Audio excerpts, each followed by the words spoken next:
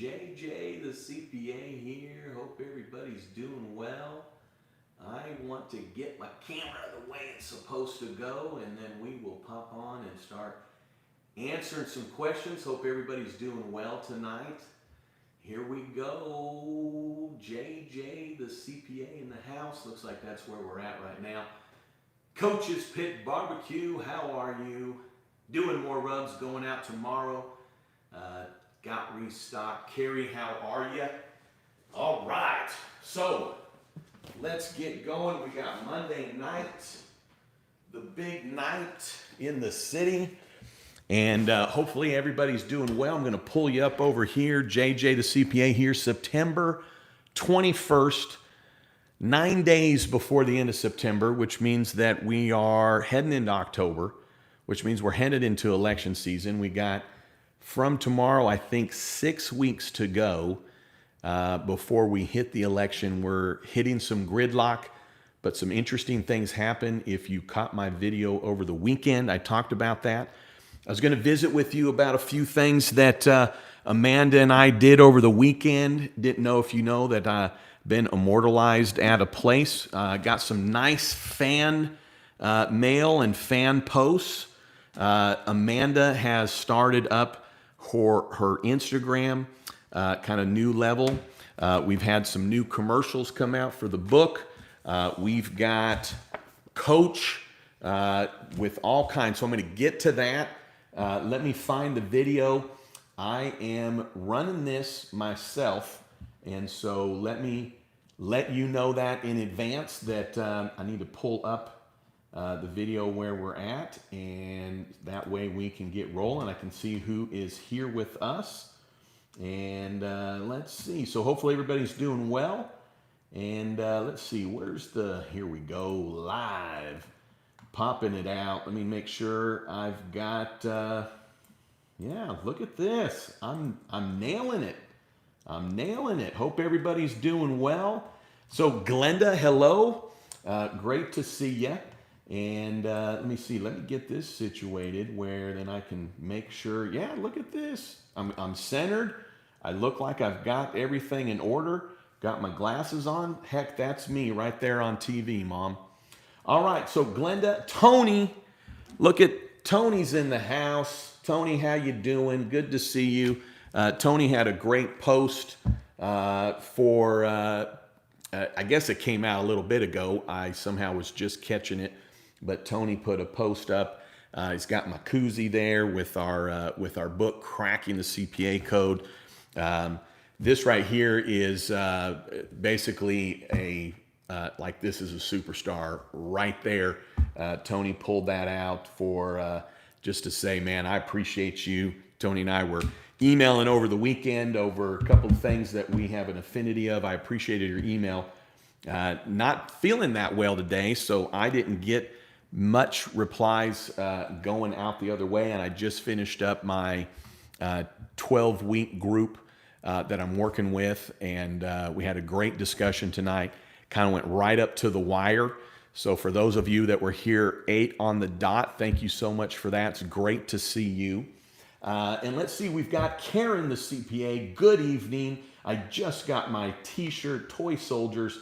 Thank you so much. Well, you bet. And you got the You've Never Met a CPA Quite Like Me t-shirt. So hopefully you'll be able to sport that and people will know it's true, you giving that you are a CPA yourself. And let's see, we got God Dozer in the house. So God Dozer, I think you've seen this before, but he sent this to me a long time ago. You probably have seen it on every show that we've done, at least if we've been in this office right here. Anyways, I've always loved this. When I was just moved up to Washington from Hood River, Oregon, and we had a salesman of some kind that came to visit us, and for whatever reason, when he left, I had one of these. So I don't know if it was somebody from church or what, but I didn't have this as cool as this. It was one of those big plastic ones, and through a turn of events, I wasn't able to take any of my toys with me. We had to leave suddenly, and so all my toys had to get left behind. And I had always wanted something like this later in life. So anyways, God Dozer, thank you so much for sending this to me. It's probably why I have such an affinity for it. And we've got, if you can see them there, I think I talked about it, but with flying colors sent the lovely, wonderful, my soulmate, Amanda, some flowers last week. So Amanda was in a car accident last week. She's doing great. Nothing ever came of that in terms of no injury. You know, sometimes that can take a day or two before some of that comes out. In fact, she did a great video. You need to go to her Instagram, ATB Living. She is trying to get to 1,000 followers very quickly. She just started a new page. And so you need to go and find ATB Living, the Amanda, and you've got to check out this video she did over the weekend where she gets this box of goodies every month from this company, and she walked through this. So anyways, that's the latest video of my sweetheart right there. So go check that out. And let's see, we've got Card Shop Reality. I was just told I got JJ CPA mail at my house, but I haven't been home yet to see or open it. Boom. Well, I can't wait. How's the sound, everybody? Tell me how the sound sounds. I've got my new Blue Yeti mic right here. I'm very excited about that. Feel like finally the sound is a little better, so hopefully that's good. Rob, how are you, sir? And with CSR, we've got our Wonder Woman here. And we've got Superman, and well, let's see. You're going to have to just find those, I guess, CSR, because I've got them somewhere here. I've got Superman, and well, there's the Captain America that CSR sent, and then you can see up there the OU. So we've got lots of support from our fans. So CSR, thanks for joining us. Rob, we got Pedal Spin Studio, Cindy. How are you? Thanks for jumping on. Look forward to connecting with you this week. Rob, same. Rob, let's see, can't quite see it over here, but this duck is from Rob. And we've got our toy soldier over there, toy soldier here. Monday nights, we seem to be picking up a new crowd. So I'm wanting to kind of get everybody acclimated to kind of what we've got going on and the fan base that we have here, as in family. So Glenda got your package as well. And JJ and Coach's Pit Barbecue Rub, loving it. CSR got mine today. It was like Christmas. Oh, I love it, Cindy. So glad for that. And let's see, everybody's saying hi to each other, which I appreciate. Tony, what's up, what's up? Thought you might have fell asleep again. Yeah, I hear you on that, Tony. And let's see, we've got Gene McIntyre's on with us. Great to see you, Gene. And oh, and we've got Tink, busy man, that JJ. Tink, great to see you. Got to spend some time with my great friend Tink out at 40 West. And I may have shown this all to you before, but at 40 West, I've joined the ranks of rock stars like Tink, where this is on the wall.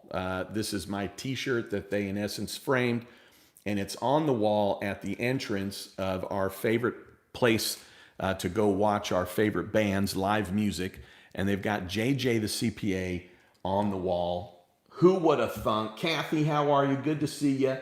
And let's see, we got Brother for Life and Coach's Pit Barbecue. So Coach, I think you all know, I hope you do, Coach and I are going to have a barbecue. I bet most of you that are on, we got 72 watching.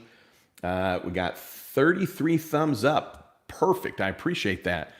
But this Friday, 5 p.m. Central Daylight Time, we've got a private barbecue that will be on a Zoom call, and we're gonna shoot it and we're gonna put it out live, just so you know.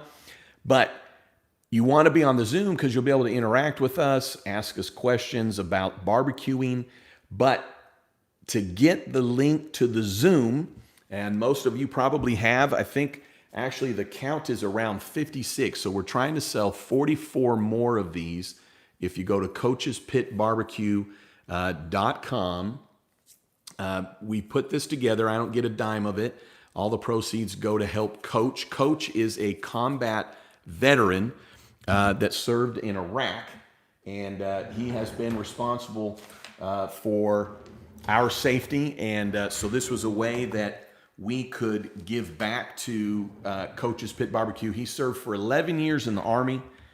He was in the 1st Cavalry, 2nd Battalion, 9th Infantry, Charlie Company. He was a scout recon, did 27 airborne missions as in enemy territory 27 times, jumped out of a plane, started a barbecue trailer business in 2019, March to be exact, and you know the rest. Open for a year, and then he's been closed since mid-March except for 3 weeks. The way that he's supporting his family is with online sales. So in the body of this video, you can go to coachespitbarbecue.com, buy some of his rub. He's got also a regular chicken, beef, and pork. This is a special label edition that in essence allows you to be able to pay more to put more in Coach's pocket. And if you buy this version, you get to come to that barbecue. So Coach is a part of my 12-week, got to visit with him. Glad to see that you are on, my friend. And you got to go catch Coach's Instagram channel because he is putting up, here's a couple of his posts. So Coach's Pit Barbecue on Instagram. But he is having a lot of fun. I did a couple of them. I need to get caught up with him. But he is having a lot of fun, not going anywhere without his JJ the CPA version of his beef barbecue rub. And let's see, we had another post here that Coach did. So his packet arrived, and one of the things that I'll start doing is stuff that people send us unless they say otherwise. But posts that are done, and if you send us pictures, then we're going to print those out and we will show them so that we can share with everybody. But Coach has been doing a number of videos that have been awesome, kind of promoting this special edition and the barbecue that's coming up. So pretty amazing, and my friends here are just getting a real kick out of the fact that the aspect that a CPA is on a bottle of barbecue rub is just a hoot. So how do you help Coach? Well, the way you help Coach is you go to coachespitbarbecue.com. Even if you don't want to pay the price to be on the Zoom, you're not really interested in paying the price to get a special edition label. He does have his regular edition labels, and he's got chicken, beef, and pork. And what I've learned from Coach is that you can put it on anything. Popcorn, pickles. He was having some kind of faux soup, PHO soup, and he was sprinkling it on that. So we'll talk further about that. And look at this. I mean, we've got a number of these pictures, but here is Leah. This is Glenda's granddaughter right here, and we still have a few other of her promotions of this book, Cracking the CPA Code, which, thanks to all of you, was a #1 release in the business section for, I believe, 10 days. So here's Glenda's granddaughter, Leah, promoting the book. Look at this. Money Never Sleeps all the way. What a cutie. And as we print things out, try and do this, not that it's that big a deal, but what I'd love to do is, as we get these, we'll print them out, show them on air. I'll throw a little JJ the CPA on there, and then we'll mail them out to you. So feel free to post, and we'll try and get that printed out and sent to you, just for a little added fun. All right, who else we got on with us? We've got, all right, Tony, what's up, Coach? Okay, so we do have a question from Karen, the CPA.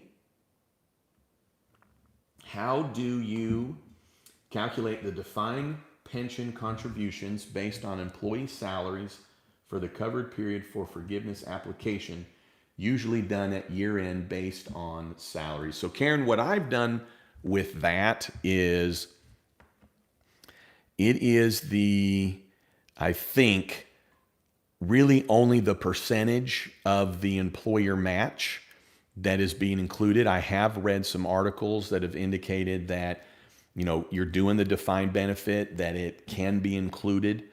And that can be a high dollar amount that goes in above and beyond the match, meaning and this, but for context for others, it's a high amount of money that is being put in for the employees.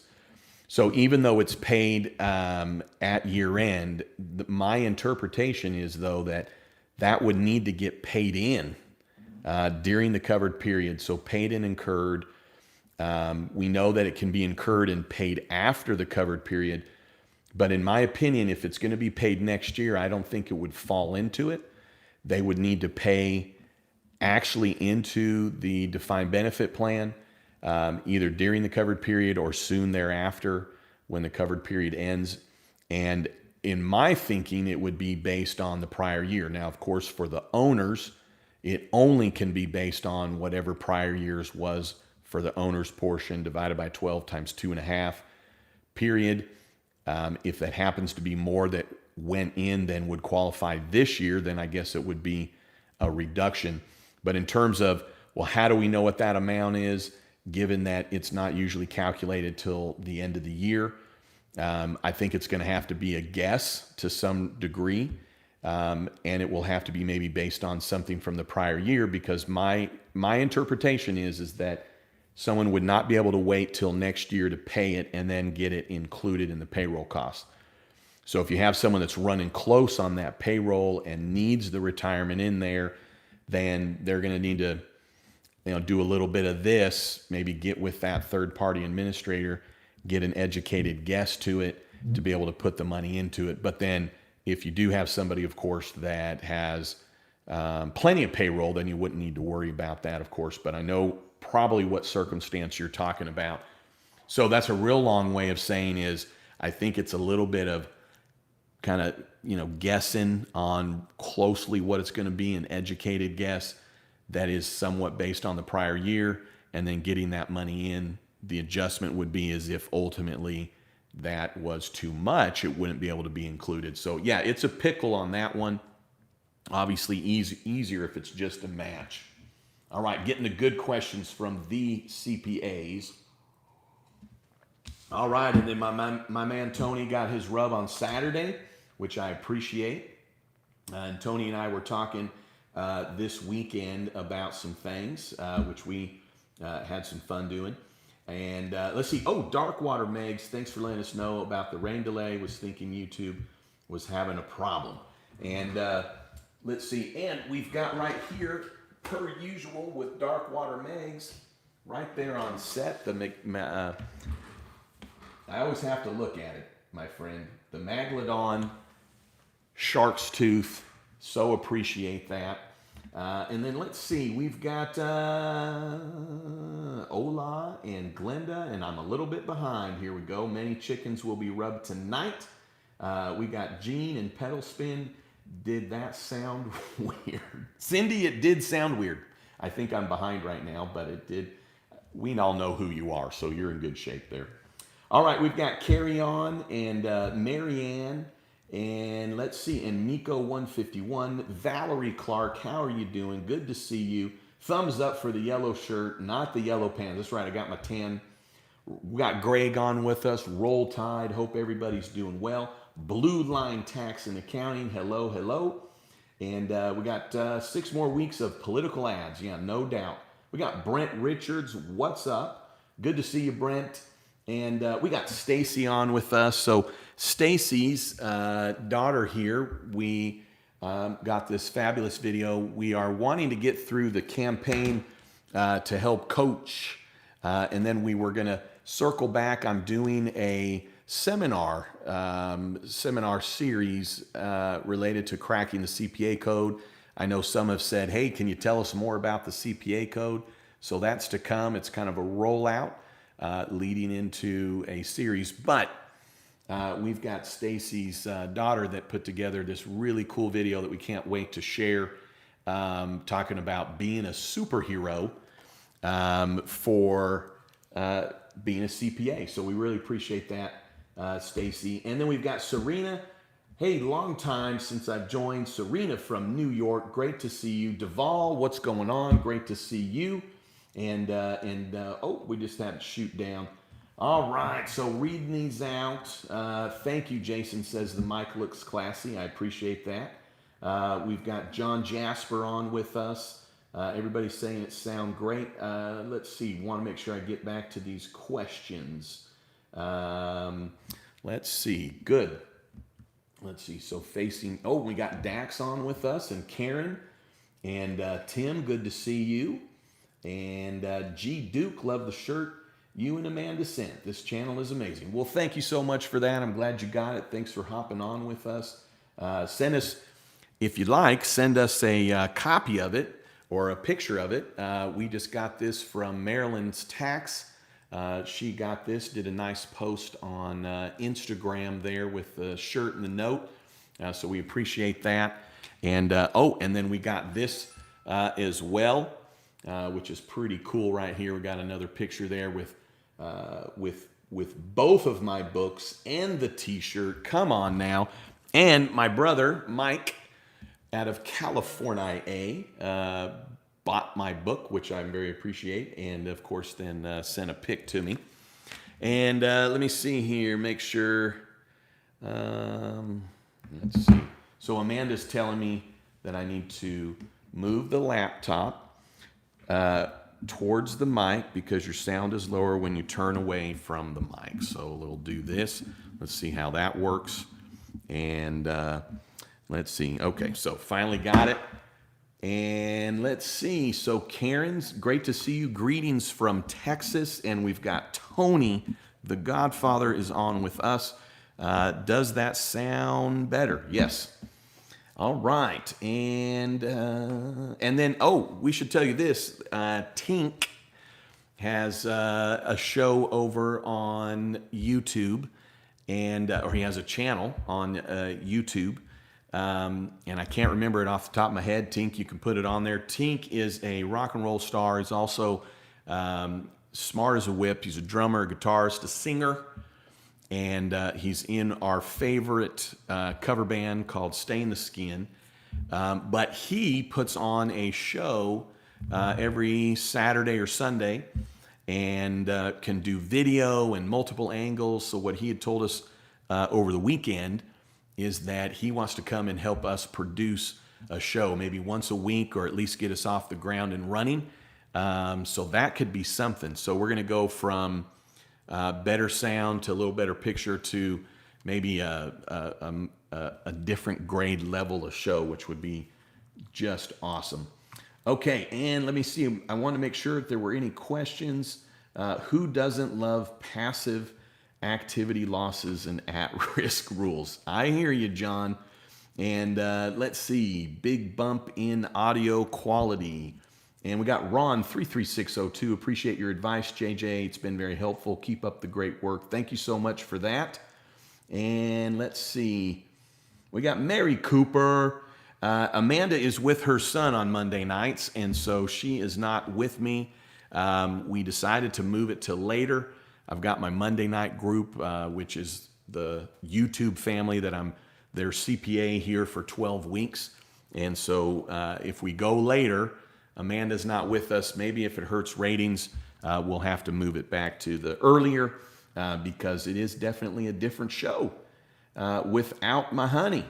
Grill and Dinner. Hello, everybody. Great to see you. And let's see.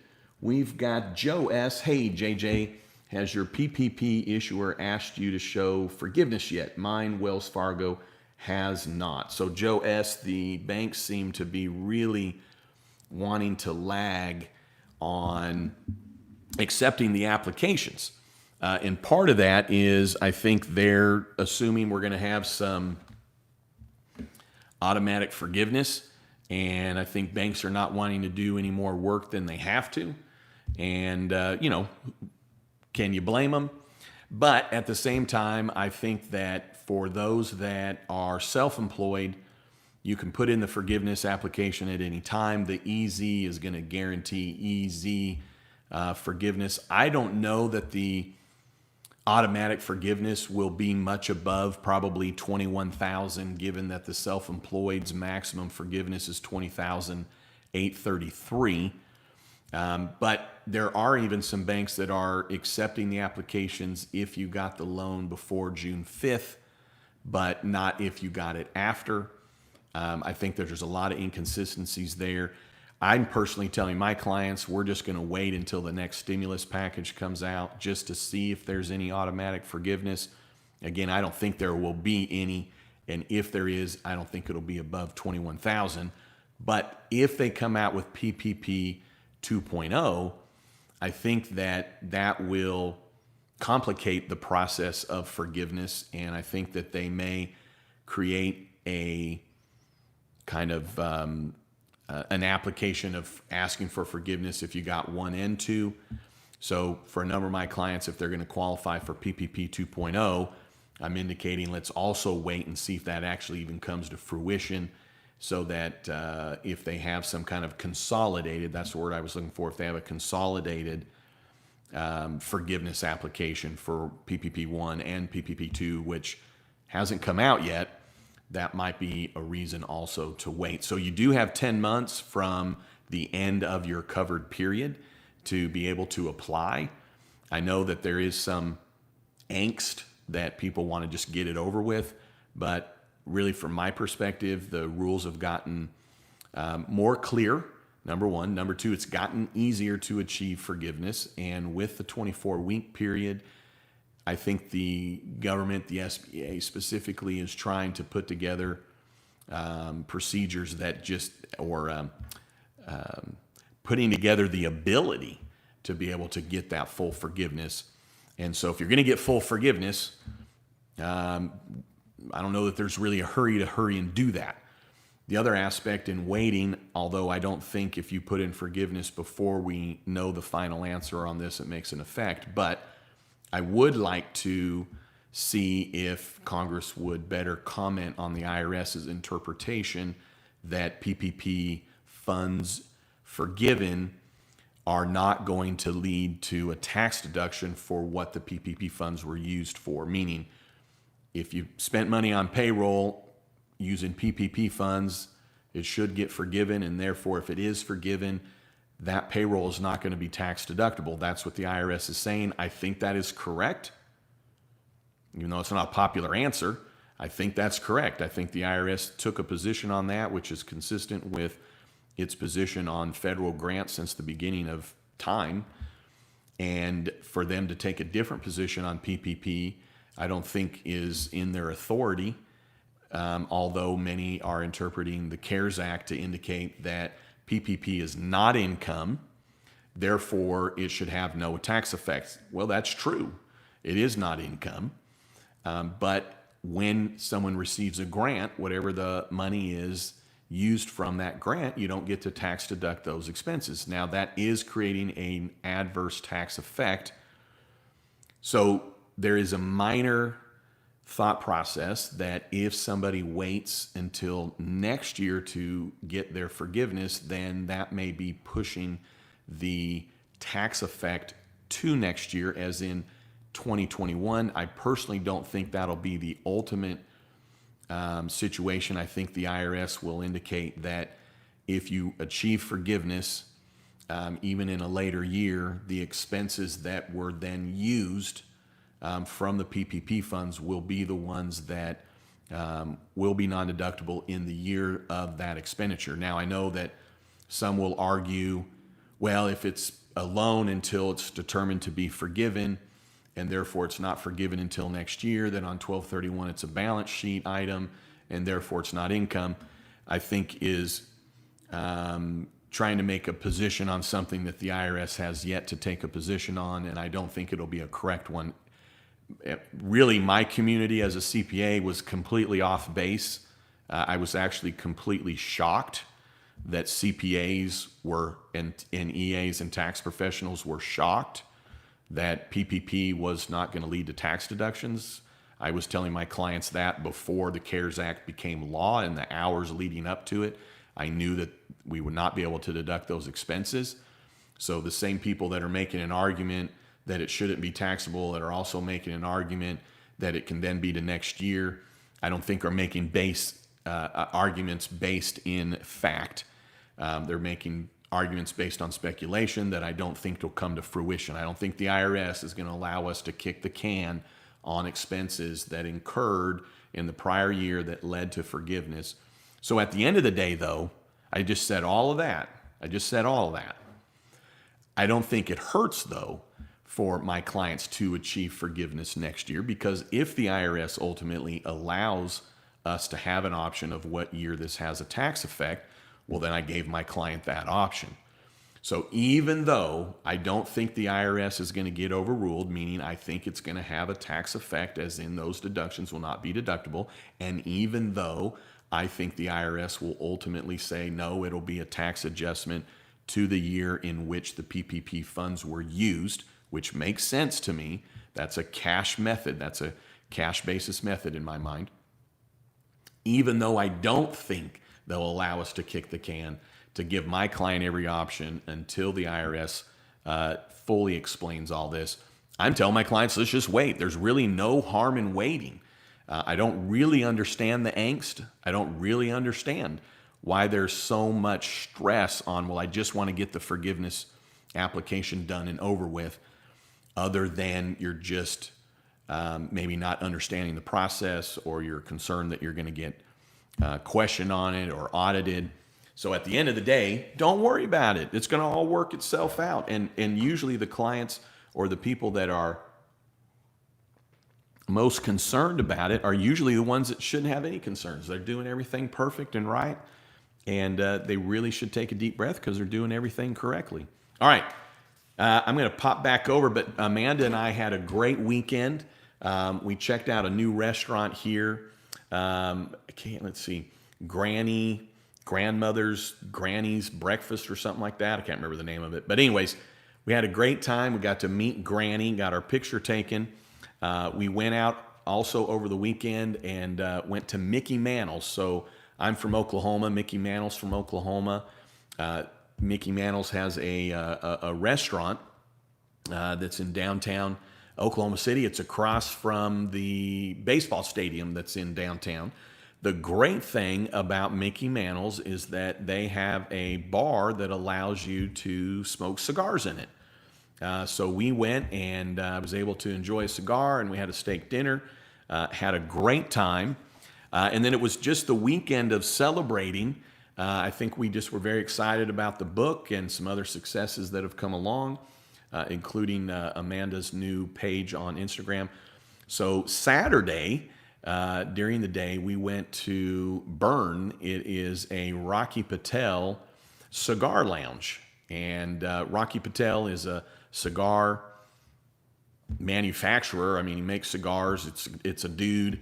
And I think he's only got like 5 or 6 locations around the world that it's actually his cigar lounge. For whatever reason, he's got one here in Oklahoma City. And in fact, it's like a mile and a half away from my house. So we have frequent that. But anyways, we went to Burn over the weekend, had a great time. And I got to get together and I got to have lunch with my daughter.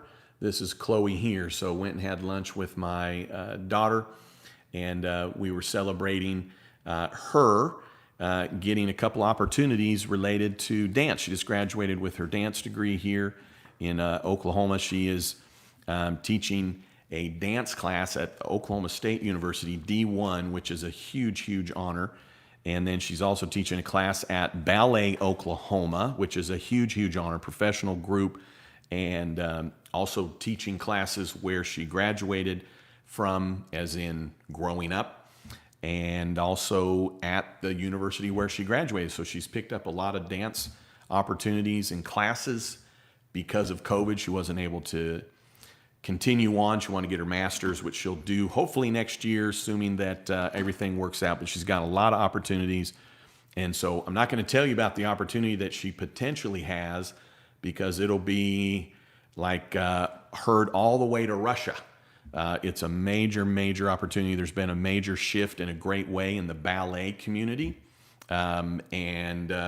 She may be one of the first literally in the world to be a part of a change, a shift in the ballet community, which is coming to fruition. I always told her she'd be a worldwide superstar, so had a great weekend with that. All right, Joe S., that was a real long answer. Kelly Thomas, great to see you. Thank you for being on. And we've got Bees Landscaping. Oh my gosh, Amanda, it's Bees Landscaping. Thank you for being on. Bees Landscaping has been watching videos probably back to 2018, a great encourager. And so really, really appreciate Bees Landscaping being on with us. And let's see what else we got here. We got Brent Richards and, well, goodness, here we go. We've got Eva's on with us. I believe, Eva, you have a YouTube channel doing a lot of motivation. And Eva, if you will put your YouTube channel in here, I don't know if it allows there to be a link in the comments, but when I want to try and get to it, she has got a great set of videos doing some motivational. She also has a motivational video for those that are dealing with the coronavirus kind of pandemic. And that was one of the things that I was doing in the very beginning, not really the motivational, but just talking about those that are going through things. And so anyways, Eva, thank you so much for being on. Thanks for all your wonderful comments, for everybody being on. Thank you so much. I really appreciate it. And let's see. Boom, boom, boom. Here we've got, we got some buffering that was happening. Captain Phillips received a crack the rub coaches today. I love it. Captain, look forward to you being on Friday. Captain, of course, won the $1,000 contest for cracking the CPA code. And I'm sure everybody that's on, it's a Monday night. We got 75 on with us. This is the new book that came out, and for those that bought it, sent us the receipt. Of course, we had a drawing, which probably everybody on here knows this, but Captain Phillips was the one that took away gold, as also won the Facebook contest. And we've got one cool P. Hope you're doing well. And let's see. Joe S. must have asked that a couple of different times. Here we go. Brent Richards, thank you so much. Got your coach rub. And we've got Fred. Greetings, JJ. Thought we were live at 9 p.m. Central. Well, maybe I put the time on there wrong. And let's see. We got coaches and Brent and Tony and Fred. I ordered directly from coaches and sent you an invoice yesterday. Love it. And and we've got CJ on with us. And running out of room on the shelves in the background. A few more books between the two of you. Going to have a zoom, have to zoom the camera out. I love it. Oh, and we've got Cupcake Paper. How are you? Good to see you. And let's see, Glenda and Tink. Dry rubs are good on fries and tater tots. Absolutely. And let's see, here we go. Seriously Clear. And boom, just jumped down. Oh, we've got Darren on with us. And hopefully I didn't pop by a few people here. Just want to make sure I say hi to everybody. Jamming on the questions. The printouts show up 20 times better looking at the phone screen. And the cigar flavor rub with JJ's picture on it. Oh, I'm liking that. That's a great idea. That'd be something for the next roll around. Let's see. No match involved. Oh, Karen. Okay, just a straight up employer. So yeah, Karen, I think on that no match involved, it's probably just a good educated guess, in my opinion, that I'm sure won't ever get questioned. But if it does, by the time it gets questioned, most likely it'll be once you know the actual results. Let's see, Cupcake Paper. Let's see, Tony's got to run out to Costco. See you guys later. Let's see, so Cupcake Paper. I got 1,000 of the EIDG, so that's the Economic Injury Disaster Grant, and 2,100 PPP. Which to use for salary forgiveness or rent? That is all I was given, not much. Well, Cupcake Paper, sorry to hear that you weren't able to get more. The 1,000 EIDG and the 2,100 PPP. So if you are self-employed, you'll just be able to use that 2,100 for whatever it is that you want. And then really at that level of the EIDG, you'll be able to use that 1,000 for yourself, because the 1,000 grant was for payroll, and then the 2,100 for PPP for you as a self-employed, in essence, is for payroll. Even though you don't have payroll, that's what those things were directly for. So in essence, I feel like you'll be able to use both. The one thing to note here is that when you put in your application for forgiveness with the PPP, you won't see it on the application for forgiveness, but once the SBA gets it, only $1,100 of your PPP will ultimately be forgiven. So that's the other reason that 1,000 really won't come into play for you on the EIDG in the sense of a limitation of what you can use it for. So you're going to be able to use the full 3,100 really for whatever you want, assuming you're self-employed here. And then ultimately, though, 1,100 of it will be what's forgiven. Hey, so in case you just jumped on, I know there's a few that had to jump off. I do want you to check out Amanda's on Instagram now. She's got the ATB Living. That's Amanda the Brewer Living, but ATB Living. Look at that. Look how beautiful she is. This was her on Friday. This was her today. So if you're going to her Instagram channel, you'll be able to see kind of her outfits. And I don't know if you all are seeing a theme here, but when we went out this weekend, we came across a shop in the local mall, and we picked up 6 of what you're now going to start seeing probably in all of her pictures. So I'll let you probably guess what that is, but we're going to start seeing Amanda in a lot of what we bought 6 of. So I'll let you guess what that is.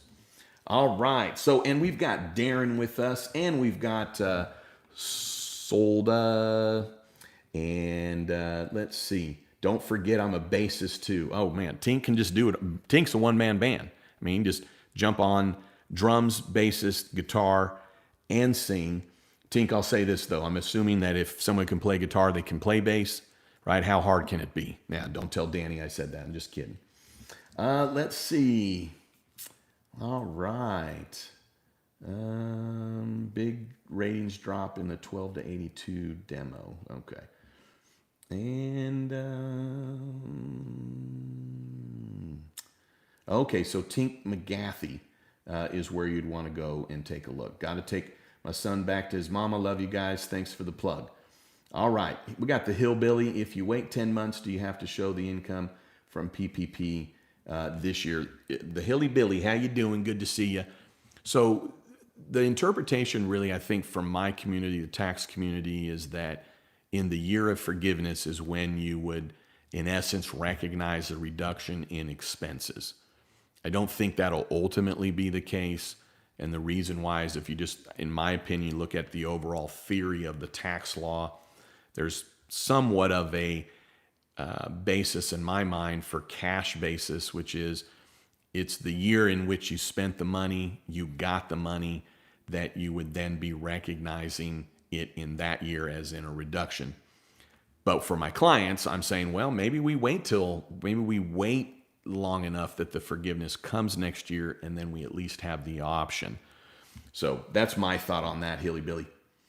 And let's see, what's your opinion on receiving PPP-1 affecting the chances of PPP-2? So Captain Phillips, I don't think that PPP-1 will have any effect on PPP-2. I think the second round will be smaller employers, less employees, smaller banks, and a qualifier.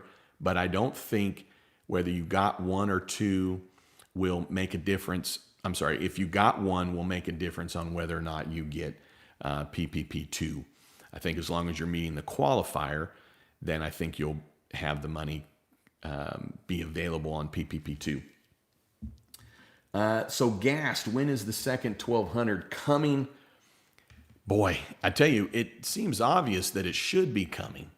And I know that some are saying with the stimulus that with the passing of the Supreme Court Justice RGB seems to be the way everybody's referring to her. But nonetheless, that because there's this opening and now there's going to be a block potentially of this happening, that maybe the stimulus will get caught up in that. Probably 100% reality of the stimulus getting caught up in all that. But I do feel like there's only so long Congress can wait for stimulus to come out. Now, I mean, Jiminy Christmas, I thought that hitting September 1 would have been detrimental to everybody. And here we are, September 21st. So at the end of the day, I feel like the $1,200 will be here by the election.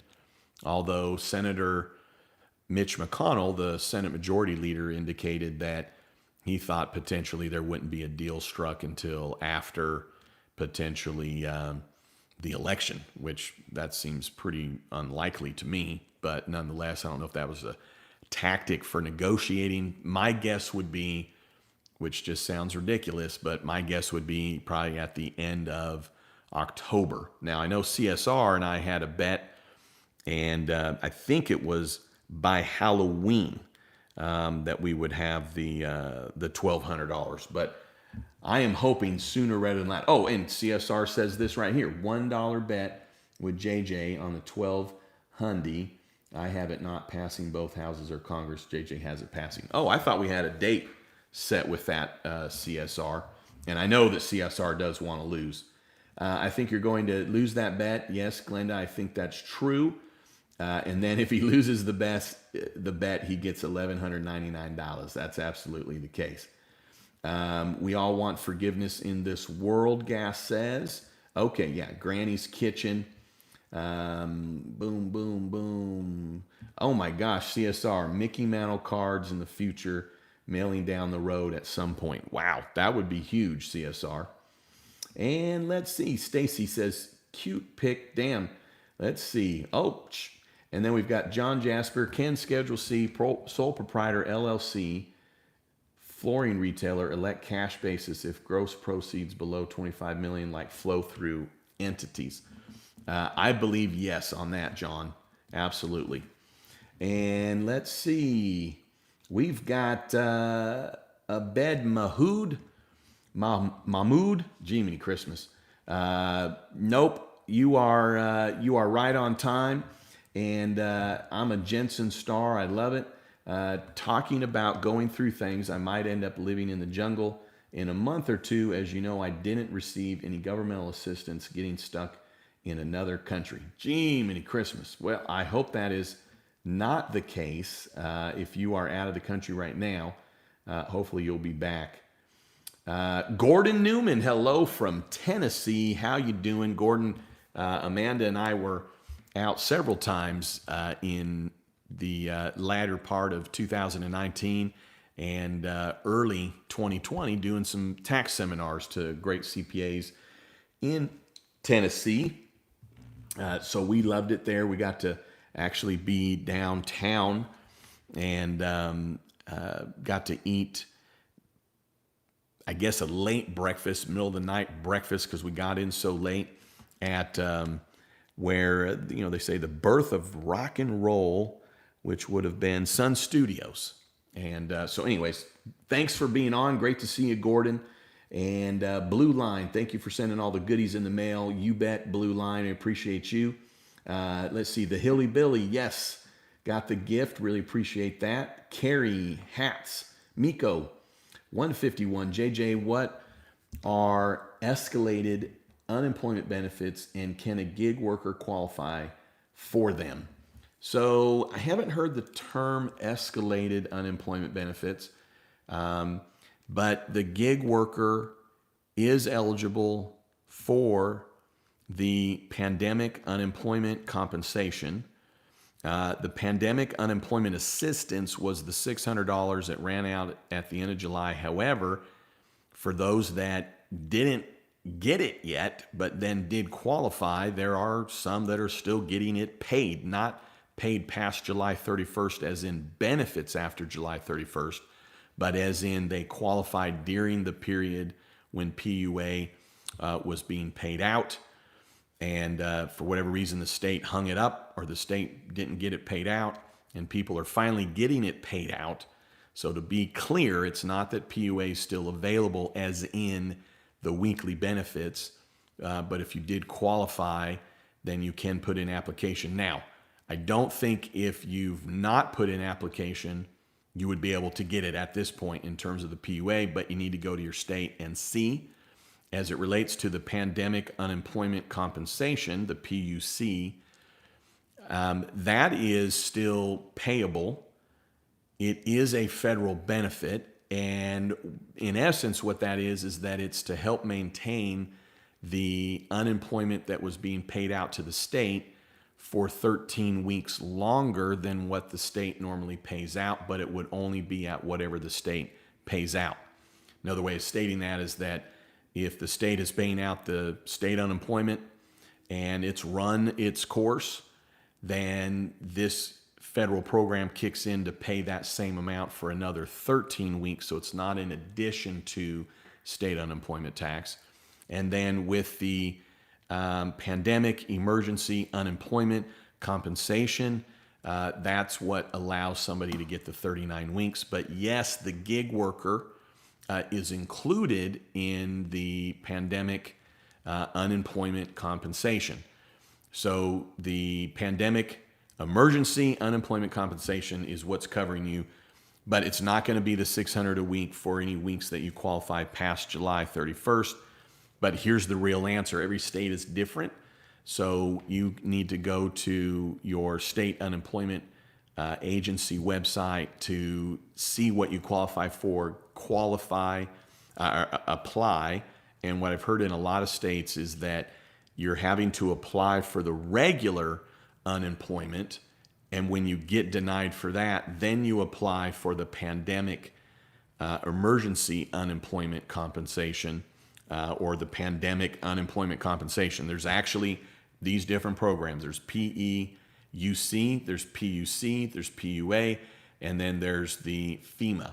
Now the escalated, maybe that's a term related to the executive order, because I have heard some different terms run around, so maybe that's what you're talking about. And that will be paid to those that qualified for state unemployment already before August 1st, I believe, and we're already receiving at least $100. So again, get with your state on that. That is typically going to be up to 6 weeks. I do know some of our listeners have gotten on the website for the State Unemployment Commission or Tax Department, and were able to self-certify and get an $1,800 check the next day, which is basically 6 weeks at $300 a week. So at the end of the day, I don't have the best answers for you, and that's because each state's different. So get in there and Miko 151, get what you need and deserve. Let's see here. I guess are other people having trouble with the buffering? I hope not. Let's see. Okay. Wow. All right. Let me pop down here, see what else we got here. Yes. Gene says this is a terrible 6 months later. No stimulus. Worrying about debt for a future generation. How did 22 trillion get there? Who was concerned about this generation? Yeah, no doubt. Gene, I remember when I was in college at Abilene Christian University, this would have been, the class that I took was an economics class, and this would have been in 1990. Yes, 1990. And Don Jackson was my economics professor, and he was in Ronald Reagan's cabinet. He was a former ambassador to Great Britain, and this guy was an economic genius, an economist. And I remember at that time, and now I'm going to probably say the number wrong, but it seemed as though our national debt at that time was maybe 2 trillion, maybe 3 trillion, something to that effect. And that is what we just gave away in aid. That is what we're just talking about maybe doing in the next stimulus package. So yes, very mind-boggling on that. Let's see. Okay, thanks for letting me know on the buffering. Sorry that you're having the buffering there, Valerie. And Nathan, can I get on that bet? I'll give you until Thanksgiving. Oh man, Nathan, I hope we get it well before then. Cupcake paper, so other people get thousands and I have to pay back 1,000 of that little amount of my business got on the PPP. Yeah, I know. Oh my gosh, why bother giving it? Yeah, I know, cupcake paper, it's terrible. The one thing that you might wait on is that possibly if they do an automatic forgiveness, which I would say if they did, I don't think it's very likely, but if it's under 21,000, then you may get the automatic forgiveness, and maybe then it wouldn't have that effect to you on the 1,000. And I do agree for those that were self-employed, they needed to just have, here's how self-employed gets PPP and EIDG. Here's how employers get it, but we know they both fall under the same program, and they've come up with different sets of rules, but there's so many parallels that they're trying to apply to both things that really aren't being fair to one or the other. And I'll tell you, the biggest one is that to your benefit as a self-employed, whatever you got in PPP, you do not have to pay tax on it. And if you're doing the automatic calculation, which is your 2019 Schedule C, line 31, divided by 12 times 2.5, that's not a reduction of deductible expenses. And for the self-employed, it's literally no tax effect with the PPP, meaning no reduction in expenses, not taxable income. For the employers, the amount that's forgiven is a reduction in those expenses, which ends up having, in essence, a tax effect because they're not being able to deduct the expenses. Now, if you run the numbers, at the end of the day, the employer still came out ahead because they got money to spend on things that they otherwise may not have had the money to spend on, but there is, in essence, going to be a tax effect because they're not able to deduct those expenses. All right, so, and let's see. Marianne, can you get PPP if you are not a U.S. citizen yet? I don't think so. I haven't really kept up on that. I think the blanket answer would be you're not able to.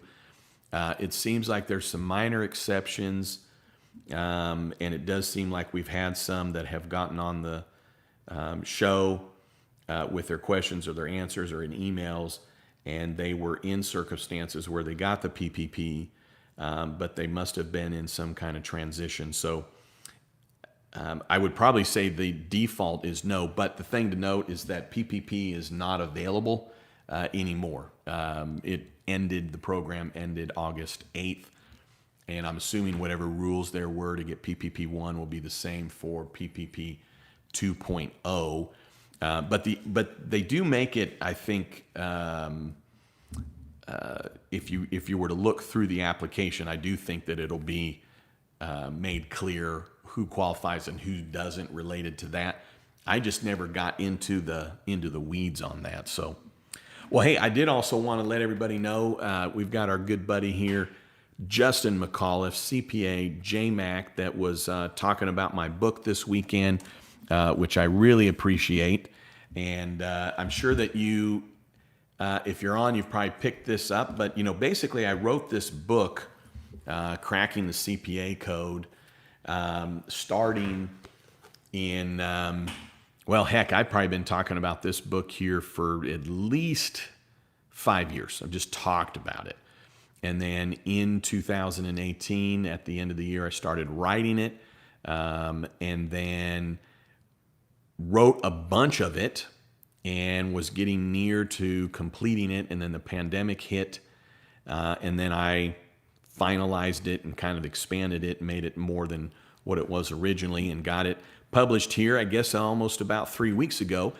But it is a specific book on how to do business with the CPA. So for those of you that are looking to get referrals from a CPA, you probably know that is very difficult. And so this kind of uncracks the mind of a CPA, starting with mine, to tell you how to do business with a CPA. So I've talked about my next book several times. I'm going to come out with that quicker. I really was set to come out with this last fall, then it was going to be last winter, and then it was going to be the first of the year, and then I had it set to come out at the beginning of May, and then the pandemic hit, and I felt like I just couldn't put it off any longer. I'm going to be doing some seminars related to this, but the seminars will probably be more directed towards bankers and investment advisors, insurance professionals, tax people trying to do business with tax accountants or CPAs, maybe even attorneys related to that.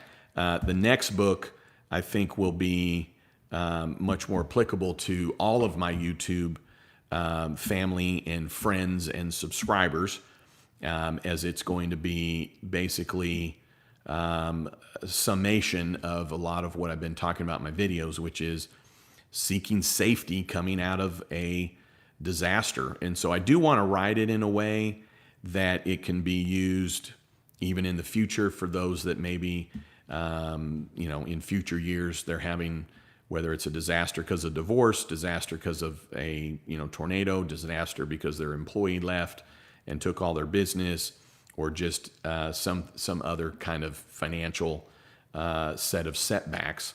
So a book on how to go about getting back on your feet. And I've also talked with Amanda about this, but putting it together in a way that maybe parallels a little bit of my life a little, maybe throw in some stories of, how I've applied some of the principles that I either learned from my grandfather or learned from books that I read, or maybe a couple of minor mentors on the way, or just life lessons, but in a way that directly helps somebody in every single chapter, and reading more like maybe a little bit of a guidebook that someone could pick up, and if they're having an issue, they could go to a specific chapter and find some specific help related to whatever the subject matter is, but then have it also read like maybe a story. And so my thought process is the story will be maybe following some of the things that I've had to overcome that aren't really related to the financial, but allowed me to be motivated to achieve at least a success I feel that I've achieved. But then at the same time, how helping clients, or what I've seen through this, and including some things, even like just a couple of chapters on some psychology type tips and how to motivate yourself, and without it being a Tony Robbins motivation. I know John Jasper, and I took it as a compliment. John's on one of my videos. I think it was on the Group 300 video. And so I took it definitely as a compliment, but you should check out this video I did a couple of weeks ago, and it kind of a follow-up series that I did, but it's JJ the CPA, Group 300, What is Your Profession? And I don't know, I'm maybe trying to think too many things about what this next book will be, but I've started it and in terms of an outline, and then I kind of went to a different direction with a other expanded outline. And really what it comes down to is I really feel like I want to put together a book that more directly helps those that are in my YouTube family, which is just to say this: thank you for those that bought my book that aren't necessarily trying to do business with a CPA. Thank you for those that bought my book that aren't trying to get referrals from CPAs, but nonetheless, Amanda said when she read it, she found it to be humorous. If you've been following me, you probably will enjoy the book, kind of see the inside of the brain of a CPA, which sometimes can be interesting. Let's go. All right, so let's see. Wow. All right, so we're at 9:09, and let me see if we got any other questions in here. Let's see. Captain Phillips Let's see. We really appreciate you and Amanda spending your personal time with us. You could be out making big money with your time. Instead, you provide us with to the point updates. Well, I really appreciate that, Captain Phillips. I really do. And I love doing it. I will tell you that. I really do. And I feel like this is something that I've been looking forward to. Didn't know it would be out of this, but I've always had a dream since I was young of being able to help lots of people. And so what I love is that somehow being a CPA and having a little bit of personality that goes along with that, and being a good storyteller, and having a bunch of years underneath my belt, I'm able to help people in at least in these specific areas, which I really appreciate. So I appreciate you saying that, Captain. Nathan, can you confirm that only the EIDL advance is deducted from forgiveness, not the rest of the EIDL loan, correct? Yeah, absolutely, Nathan, 100%. It is only the advance, that grant. That is the only thing that will reduce down the PPP. And thank you, Rob. I appreciate that. Rob from Imagine That Toys. I'm still hopeful all those congressmen's families who got PPP, talk them into waiving us small people's amounts. Another reason I'm in no hurry to apply for forgiveness. I agree, CSR. CSR, did your state give a lump sum or the 300? Virginia supposedly to start paying September 30. Wow, that's a long time there, Glenda. Let's see. What other questions we got here? We got Tanya. How are you? Let's see. JJ, you know anything about the unemployment for the self-employed? We checked on this when it was first talked about, and out of state was not set up to accept those at that time. So Tanya, thank you for being on. Do this. If you just go to my recent videos, I had an unemployment update. It was probably about a week ago, and then I had a FEMA unemployment update.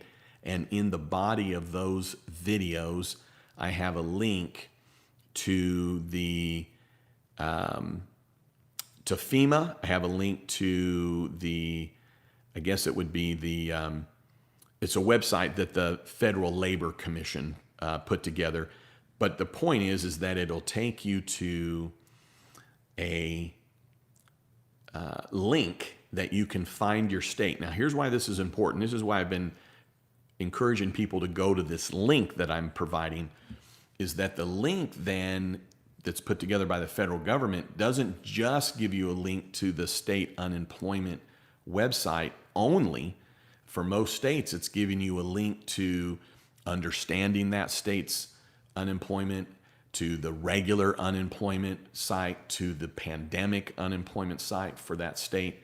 But it seems like, and I haven't clicked on every single one, but when you click on that link, and then you get to select your state, whatever it takes you to is then 4 or 5 links to help with that information. Also in that link, also in the body, if you look at the FEMA unemployment one, in the body of that video I did, you'll see a link to FEMA, and you'll see frequently asked questions, a fact sheet. You'll be able to find your state. So at the end of the day, there should be assistance available for you. All the states are set up. They're all providing it. Some states are still running behind, including my own, Oklahoma. Literally, I think 2 weeks ago, someone got all of their pandemic unemployment assistance, or the pandemic unemployment compensation, the $600, like all at once. It's like $7,700 or something like that. So yeah, dig and get the help that you need there, Tanya. And we got Blue Line question: if someone received the stimulus check but ended up making over the threshold in 2020, will they have to pay it back on the 2020 return? Blue Line, great question. The IRS said no. If you qualify for more than you should have, you don't have to pay any of it back. The opposite, though, is the case, meaning if you didn't get enough or you qualified for more, then you will get more when you file the 2020, but you won't have to pay any back. You won't get anything penalized. And it was the IRS stated that in black and white. If you go to the newsroom and probably back, gosh, anyways, you'd probably, if you're wanting to see it in black and white, they did a press release about it that kind of talks about how to go about that. I don't think they've released the form on that. So let's see. Craig Hobbs, vote Pee Wee Herman for president. And let's see, Miko, guys, let's give him a big thumbs up on here for answering so many questions. Well, thank you. I really, really appreciate that, Miko 151. Hey, and check this out. We got 64 thumbs up. I really appreciate that. And let's see. You should still run for president. You said you wanted to. Why can't you still? Well, I appreciate that, Miko. I tell you what, it's going to be interesting to see what happens. If you watched my live on, I guess it was Friday, I talked about this, but what'll be interesting is when we look at the next Congress and the next president, I almost wonder, would we be better off if, the House and the Senate's controlled by one party and the White House is the opposite party, or is it better that they're all three the same? I do know this: when Trump took office, they were all Republican and we didn't get anything done. And then having the Democrats in the House and the Republicans in the Senate and a Republican in the White House sure didn't seem to get a lot done. If Trump stays in the White House, I wonder if we'd be better off with the Democrats controlling the House and the Senate, in the sense that the president would just have to negotiate with really one body, the Democrats. If we have a Democrat in the White House, I would assume it'd probably be the same opposite, as in the Republicans control the House and the Senate, because then you just have two parties. I know that I don't mean parties as in Republican and Democrat, but you just have two parties negotiating, which we all know you get three parties trying to negotiate: House, Senate, and the White House. That's led to where we are now, which is nowhere. So I know that you probably all have seen a lot of my videos, and I try and run it right down the middle. And I recognize a lot of you have, you're either Republican, Democrat, maybe you're an independent. You don't necessarily match every view that I have. That's why I really try and just stay down the middle, and just keep to being a CPA and talking about numbers. But being a CPA involves tax and involves tax laws, which involves Congress, which involves politics. And what I've just been saying, I think from the beginning, is really pay attention to who your own senator, your own congressperson is, and are they actually doing anything for you right now? Like, how hard are they actually fighting? I understand that Pelosi and Mitch McConnell are the Senate Majority Leader and the Speaker of the House, but it's one person, and you have a whole party. So I've been disappointed in both parties just not requiring their leaders to do more. I do think it's going to be interesting. I talked about it in my weekend stimulus update that came out on Saturday, and I've been calling mine the stimulus negotiations update, to try and be more clear what the video is going to be about versus these other yahoos trying to convince everybody that their stimulus check's coming out tomorrow, which is a bold-faced lie. But anyways, in that video, I talk about how it's going to be interesting. I think that when you look back at the Clinton administration, Clinton and his advisors were really smart in negotiating, because they kind of created this triangular way of negotiating. And so Clinton got a lot of things done because he set himself up in a power play. And so a lot of stuff got done, whether you agree with it or not, but a lot of stuff got done. And there was a triangular communication, but he was able to do it effectively. I think Trump might be accidentally falling into that same set of circumstances, because the Republicans in the Senate seem to have just completely withdrawn from everything and gone the opposite in normal negotiations, which is they've offered less. The Democrats have followed kind of the normal order of negotiating, which is you come up with a high number, you go down. But last Thursday, I believe it was, the Speaker of the House said, hey, we're not going home until we have a deal.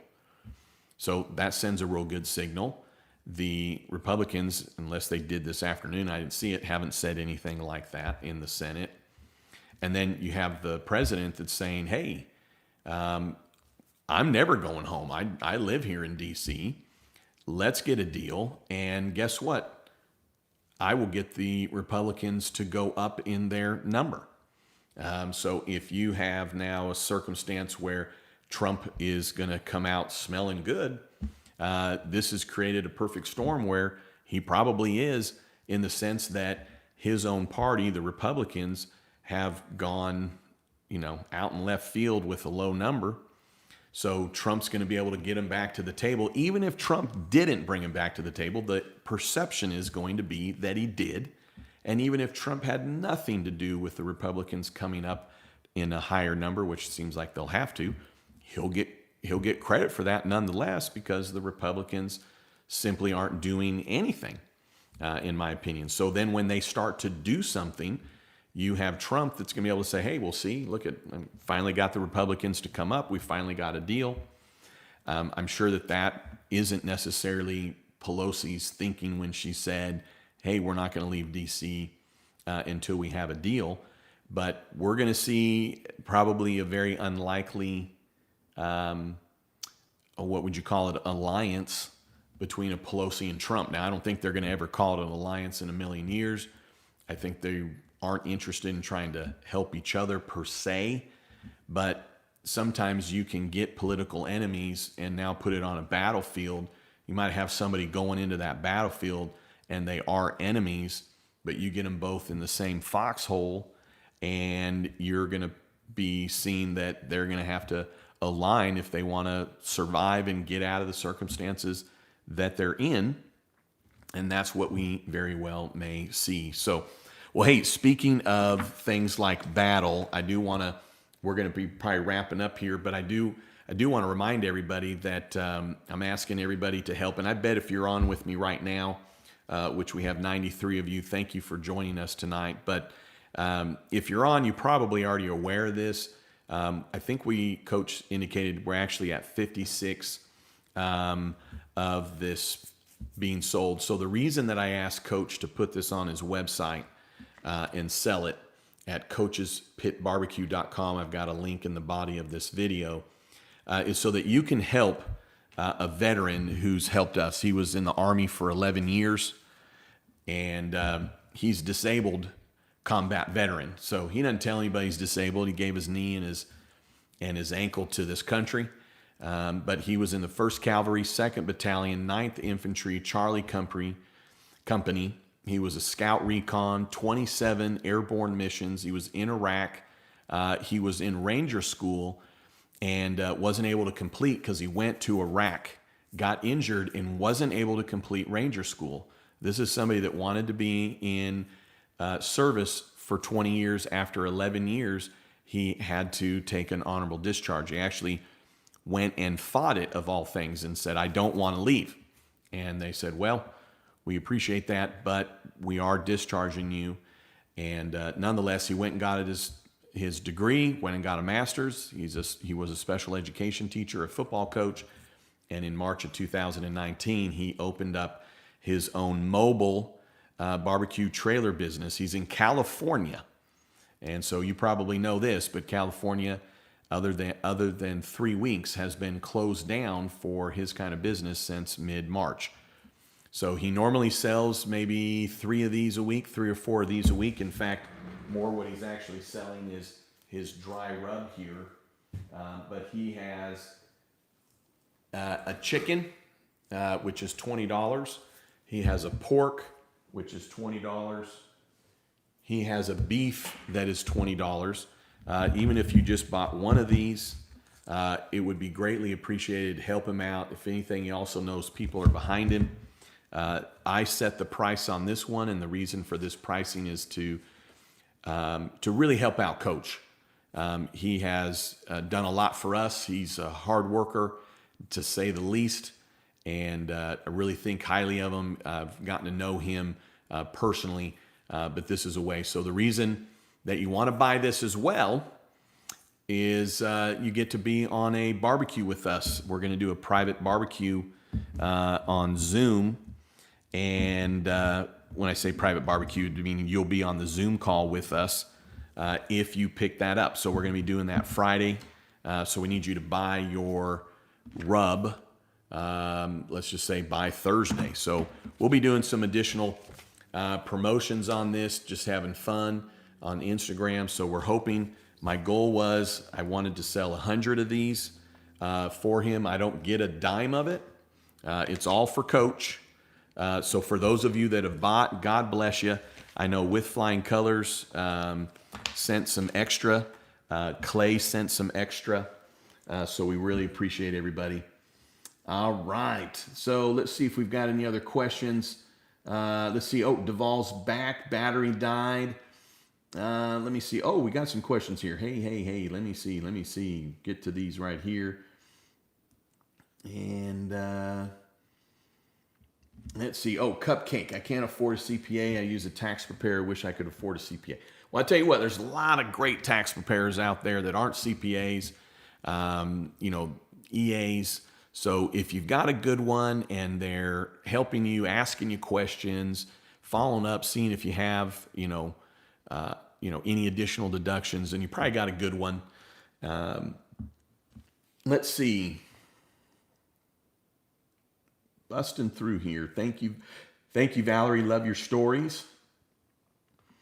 Captain Felix, love the mixing of life experiences with getting a financial point across. Kind of like Paul Harvey. I appreciate that, Captain. And let's see. Yeah, new book title. Glenda, loving it. Yes, need to come up. JJ for Congress, Carrie says. I really appreciate that. Maybe when he retires. I love it. CSR, if can be an Oklahoma ballot, then JJ can be Oklahoma elected official, hands down. Let's see.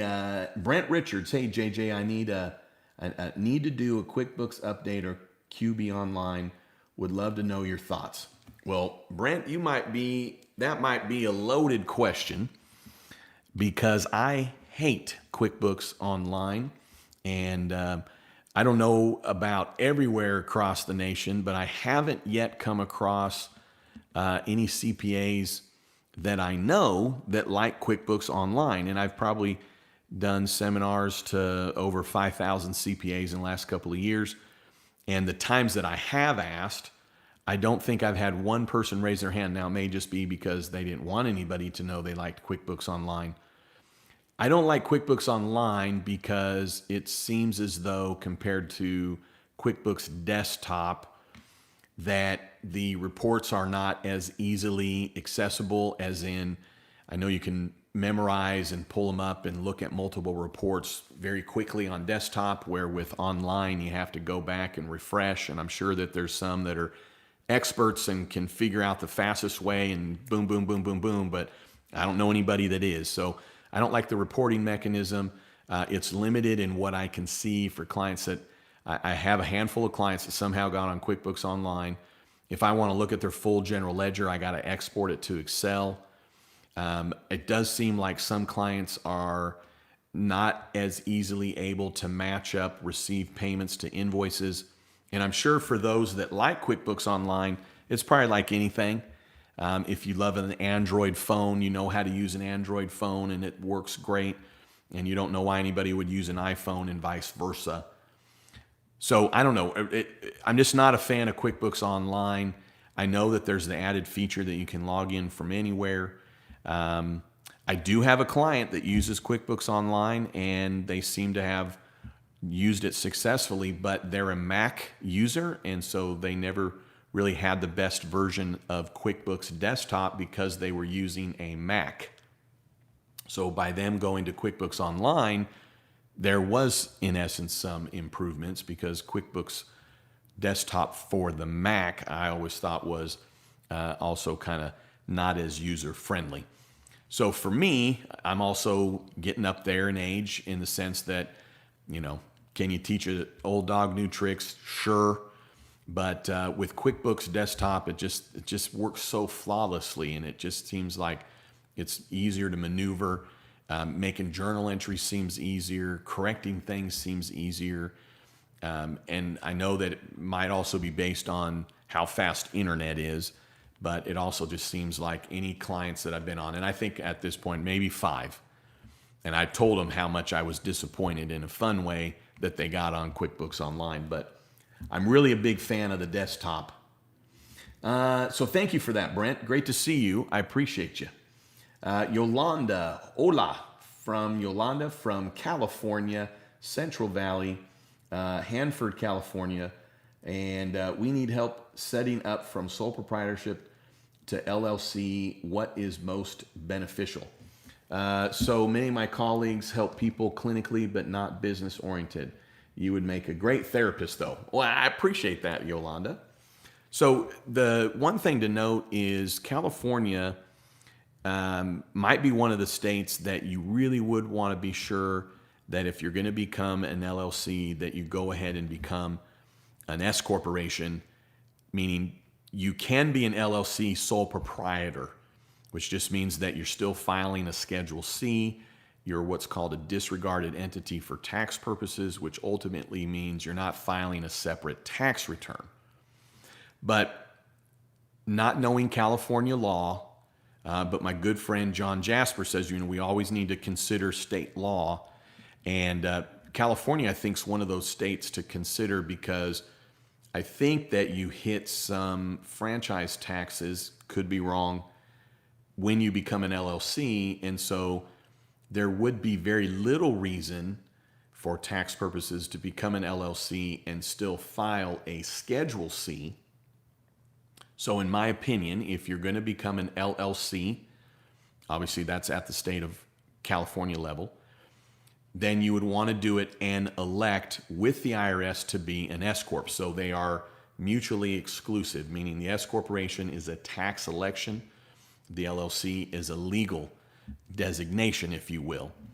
And so from the standpoint of being an S Corp, I've got some videos on this. And if you look into doing business the smart way, it's a playlist. But if you even search my videos out, I've got one that talks specifically about being an S Corp. It's called Avoid Taxes with a question mark. Nonetheless, I really feel like if you're not netting more than maybe $30,000 on your Schedule C, I don't know that it makes sense to be an S Corporation, because when you're an S Corporation, you file a separate tax return. You need to pay yourself wages, which means there's a cost to that in terms of payroll costs, payroll processing, payroll administration costs. Do not do that on your own. Have a professional do it. You have annual fees, potentially, like in California. And so you would want to make sure that if you're going to be an S Corp, that you're going to save enough self-employment taxes to actually make it worth it. So with that being said, there's a lot of Schedule C filers in California that I've talked with, and they're netting $100,000, $150,000, $250,000. So it definitely makes sense that becoming an LLC and then electing to be an S Corp with the IRS would be the way to go. So a couple of things to note. You definitely don't want to attempt this by yourself. You want to deal with somebody that understands the S Corp, which, if you haven't bought my book, this is my first book that came out last fall, JJ the CPA here, and it's the top 60 questions of the last 27 years of my career. But in the beginning of the book, I talk about how to find a tax professional that's a match for your needs. I also talk about how to find a lawyer and an insurance professional and a banker with really just 2 simple questions. So I'll tell you this, that, if you have a tax professional, all you got to ask them is, what's a percentage of your business is S corporations? And if it's more than about 10 or 15%, then they probably are going to understand an S Corp. But nonetheless, there's some filings that you have to do within 75 days of being an LLC. So for those that I have been talking to just on a one-on-one consult, which you can go to my website, jjthecpa.com, for anybody out there, and you can schedule a one-on-one phone or Zoom consult. What I'm indicating to them is that it'd probably be best to do that 1/1/21 to be effective 1/1/21, and you have to file the Form 2553, which is the S election, with the IRS by March 15th of 2021 to be effective 1/1/21. Point is there's some things at the beginning that you want to just make sure your timing is done properly, which by using a professional that's familiar with the S corporation should be familiar with. There are varying opinions. Some people think that you wouldn't be an S corp really ever if you're just a sole practitioner. Some people think that you would need to net maybe $100,000 for it to make a difference.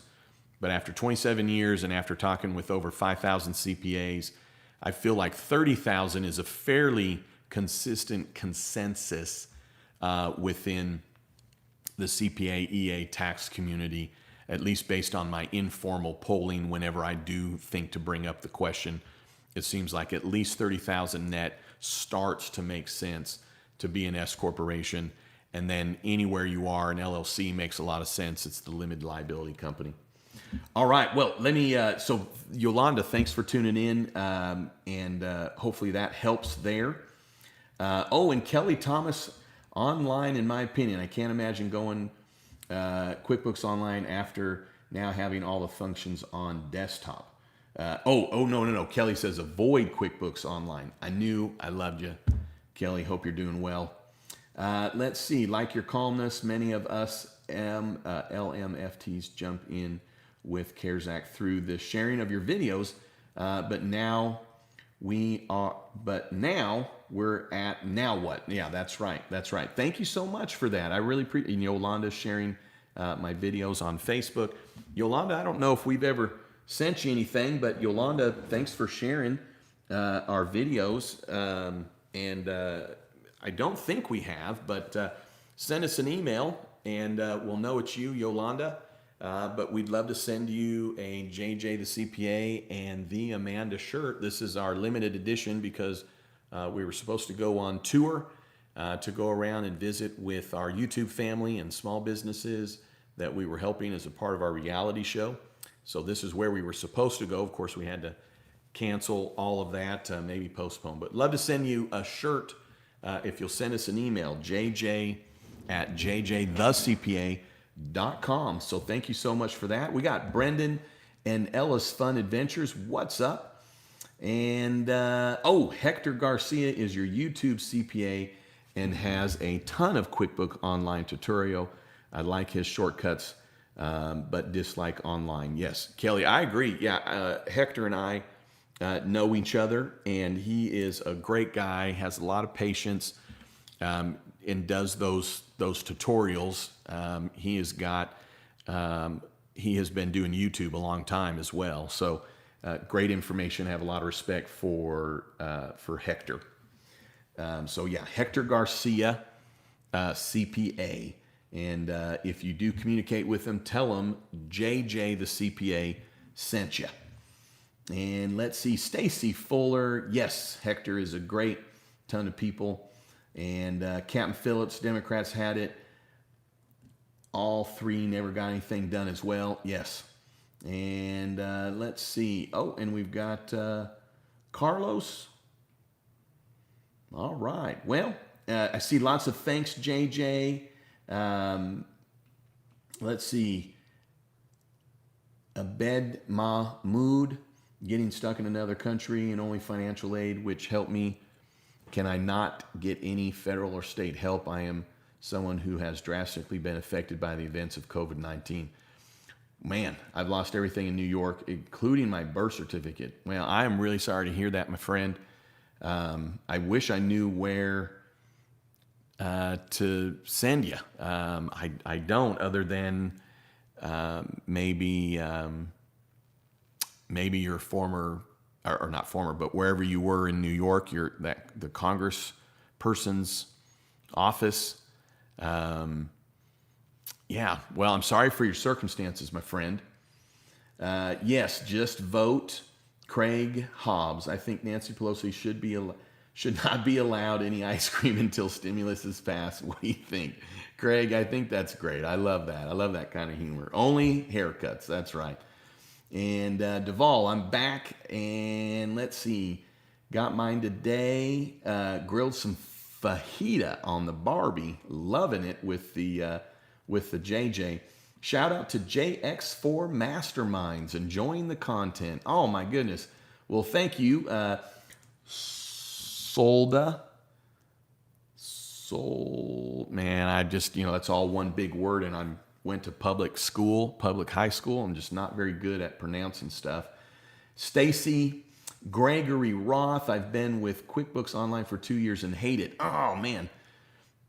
Going back to desktop as soon as the annual update is released next month.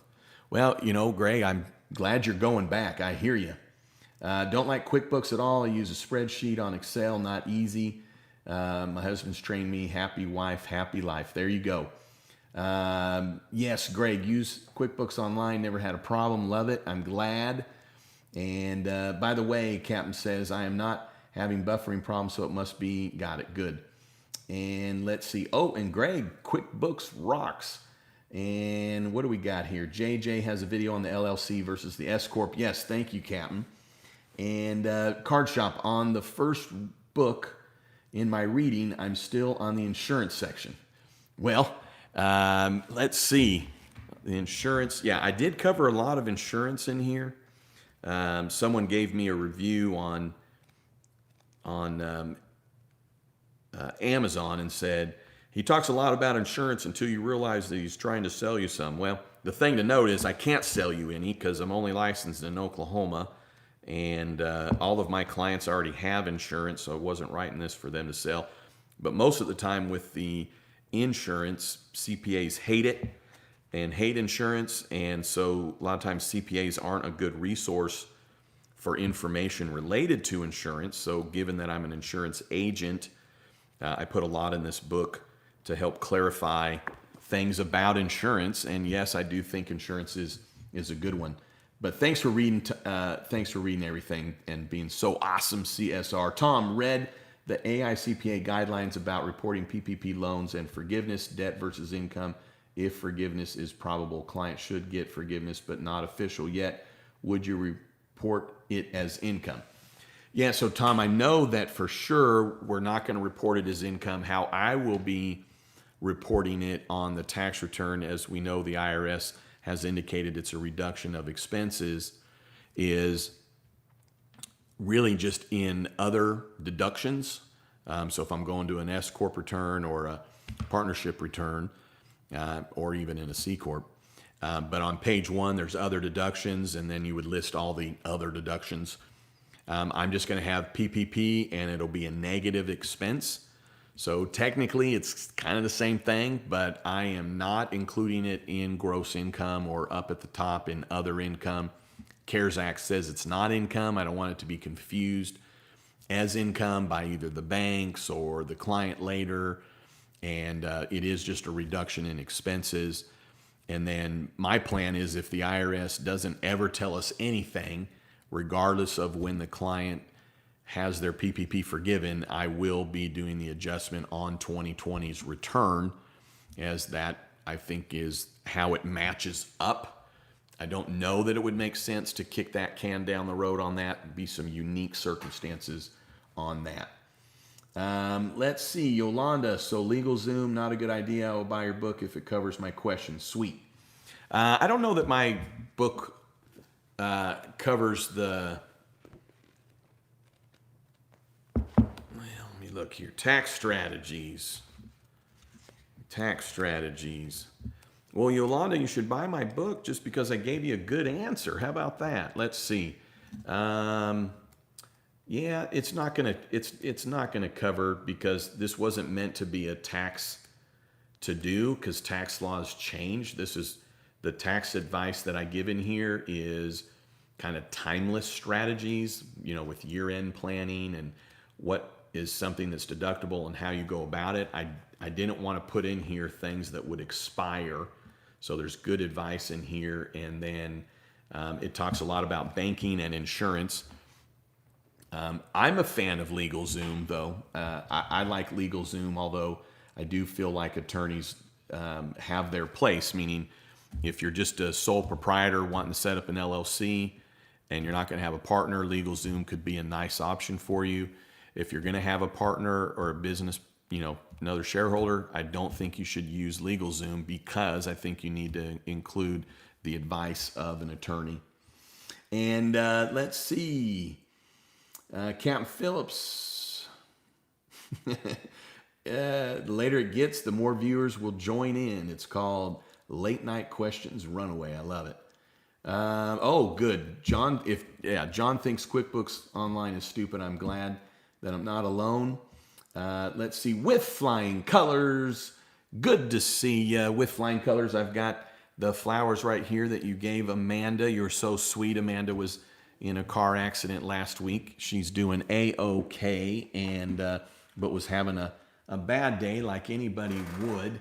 And With Flying Colors sent her some pictures, and With Flying Colors was able to know what was going on because Amanda does her story and has her Instagram page here, ATB Living, which is about style and house and just anything that's related to style and fashion and home. Kind of the, like it says, ATB Living. And she had a great story that you all should check out. She did a video on it. You guys don't get to see her do videos, but she did a video on it. It's on Instagram. She did a wonderful story. Look at that. All right. Well, 9:46. Right Time Realty. How you doing? Thanks for being on. What is going on with number 2 round of PPP? Boy, I tell you what, I feel we are going to get it, but goodness, who knows when. I think that we're going to get a qualifier with it, and I do think it'll come about. It'll be for the small employer. It'll be for the small banks. And I tell you who we need to help out, speaking of PPP, is Coach. Coach's Pit Barbecue. We've been talking about it. So I'll tell you this, and I forgot, Amanda. I totally forgot, Amanda. Friday I had said I would only answer questions of people that bought this rub. Totally forgot. So Coach, I said, hey Coach, well guess what? On Monday, if people have bought this rub, then I'll answer their question. I charge $400 an hour to my clients. So my clients pay me $400 an hour, which is $100 for every 15 minutes. So if I give an answer to it and it provides some value, I was going to say, hey, well, you got to go buy some Coach's Pit Barbecue rub, or at least this. So, hey, for those that I answered, if you're not a subscriber, I'd love it if you'd click it. Seems only fair. Getting some good information, good advice. I would appreciate the subscribe. And really one step further, if you got some good information, I answered your question, spend a little bit of money to help out our good friend Coach here. CoachesPitBarbecue.com is where you'd want to go for that. So help out Coach. And let's see. Right here, I can hear it now. Honey, if you are tired, go ahead and go to bed. Gonna take me an hour to gear down this live session. I'm loving it. Dale, JJ, when filing for PPP forgiveness for an employer, is there any need to include any items outside of salary if all was used for payroll? Great question on that, Dale. So the short answer is yes, for me and my clients, and that's for this reason. Qualified business income deduction is contingent in part potentially on wages. So if you only include wages on your PPP forgiveness, then technically wages are the only expense that gets then reduced. Whereas if you did include rent and utilities and interest, then there would be in essence maybe 40% of the PPP forgiveness could be for not payroll. Now, someone brought up in either an email or in a live or something, it might even been John Jasper, but that for PPP, no, scratch that. For QBI, the wages are based on what's reported on the W-2. So it may not matter. It may not actually matter for QBI purposes. So the shorter answer is, if you're not worried about QBI, then yeah, why not just include all the wages or wages only? Just to be safe, I'm going to include the rent and the utilities and the interest for what's easy to grab. I also kind of feel like if we're putting in for PPP forgiveness with my client and we've got gobs of payroll, lots of rent and utilities, the interest seems like it could be a little cumbersome to gather up, because we know it's only based on secured debt in the business name. It's almost like for the bank and for the SBA to be like, oh my gosh, why are we going to question this? Look at all this. Let's just fly it through. Now, if you have clients that they got messy records, or it's going to be a pain in the rear to pull together, rent and the utilities and all that, then, hand in just the payroll. So mine's kind of to the nth degree on why I would include the rent and the utilities in the interest. But I will tell you this, I'm going to have clients that if we've got plenty of payroll, rent, utilities, I don't know that I'm going to go the extra step of worrying too much about the retirement part, because Karen, the CPA, had a question about this. It might be a little more difficult for some clients to figure out what that amount is. So if we have plenty already, I may not include that if it's going to be a hassle. But for some clients, the match is calculated every payroll, and the employer pays it every payroll. I know that's how I do it with my employees. So great question on that, Dale. Let's see. When you are back on, so I go to your website and order your book. Yeah, that'd be great, Yolanda. JJthecPA.com, JJthecPA.com, or you can just go to Amazon, and if you put in JJ the CPA, boom, that will pop up. So I really appreciate it. And let's see, Tom, financial statement, might have missed that. Okay, so I'm going to work my way back up. You definitely want to go with the tri-tip. I love it. We got some questions. Compliment to you. Great couple. Good night. Wow, that's more fair information on our business, and buy something to help. Boom. Yes, I will do my share. Lord bless you and your beautiful lady. Good night. Thank you, Yolanda. All right, JA Senior High, never received my PUA original retro back pay check. I got the recent $1,800, but not yet the original retro check. I was approved and started receiving weekly money prior to July 25th. Thank you. Oh my gosh. Well, JA, you should stay after that, my friend. Never received that well, they owe it to you. And so hopefully you're staying on it. You probably already are doing all these things, but, ask for a supervisor when you call, get somebody's email, and, be specific. Sometimes when you're talking to the agent on the phone, they may just hear your term and not understand maybe what you're really asking, believe it or not. So I would be specific, and maybe you already are, but I would follow up a lot and just keep following up and keep following up and keep following up, so that you don't inadvertently end up in a situation where they say, well, you're right, but we don't have any more money. So the fact that you got your $1,800, you then definitely should be getting the rest, because you don't get the $1,800 unless you were qualifying typically for the other kind of unemployment insurance there. All right. Well, I was going to try and wrap up by about 10. We've been on, I guess, 108 minutes, so we're almost at 2 hours. And I think I hit everybody's questions here. Let's see. I think we did here. With flying colors, I came home and made dinner, which consisted of risotto. I didn't realize making risotto from scratch was daunting. Glenda had some pizza.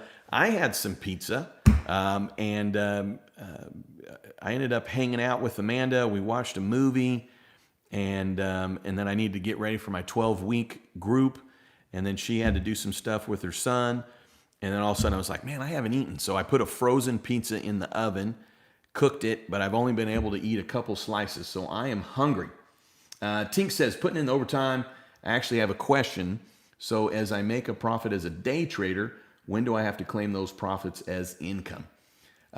Minute $1 one, Tink, but Tink, I'll be helping you with your taxes on that. But as a day trader, your income will go on Schedule C. But then all the expenses that you have, your training courses, the publications, the membership dues, annual fees, and there's going to be some, computer costs and supplies and all that kind of stuff that you get to take as a deduction. But I know you got other circumstances which we can talk about off air. But nonetheless, the IRS basically, once you make $1, you have to report it. So even if you had an overall loss as a day trader, we still would need you to report all of the income. And even if you weren't a day trader, if you sold any stock, gain or loss, you have to report it. Before I have to draw the funds, it wouldn't matter. It's when you sell it, that's when you have a taxable event, regardless if you pull the money out of the brokerage account or not. Yeah, Coach's Pit Barbecue, help a vet and help small business. And with flying colors, 1048 on the East Coast. And let's see, so it's almost 8 o'clock on the West Coast. Look at all the family we've got coming together here on JJ the CPA's channel. Let's see. Oh, thank you so much, Blue Line. Can't wait to get some JJ. What cut of beef should I get to christen the bottle with? And Coach, I think you were answering that, so great. And let's see here. And just pop down to the bottom. So let me tell you this. If you asked a question and I didn't answer it, please type it in now. I'm going to go ahead and wrap up, but every time I go up, it's just popping me down. And let's see. I'm off to bed as soon as I sign off. All right, Fred, I appreciate you hanging with me. We're going to wrap up here. And let's see. Right on Time, Realty. And we got Gene and Carrie and Darkwater Meg still on with us. And all right. Looks like, Stacy Swanner, thank you. Captain Phillips, thanks for being on so late. Coach, thanks for being on. Grade. Auburn fans and people who use QuickBooks desktop are losers. Oh, Greg, roll tide, boy, coming in strong. You bet, Tink. All right. Well, hey, appreciate you all being on. We got an 82 watching now. Appreciate everybody tuning in. Glad to answer some questions. I'm looking forward to some more stimulus news coming out. And as it comes out and it's got some meat to it, I will put some updates out. I think I spoke too soon. I thought we were heading into a bunch of new stimulus package and negotiations. And so a couple of weeks ago, I said, hey, I'm going to go put together a stimulus update every day.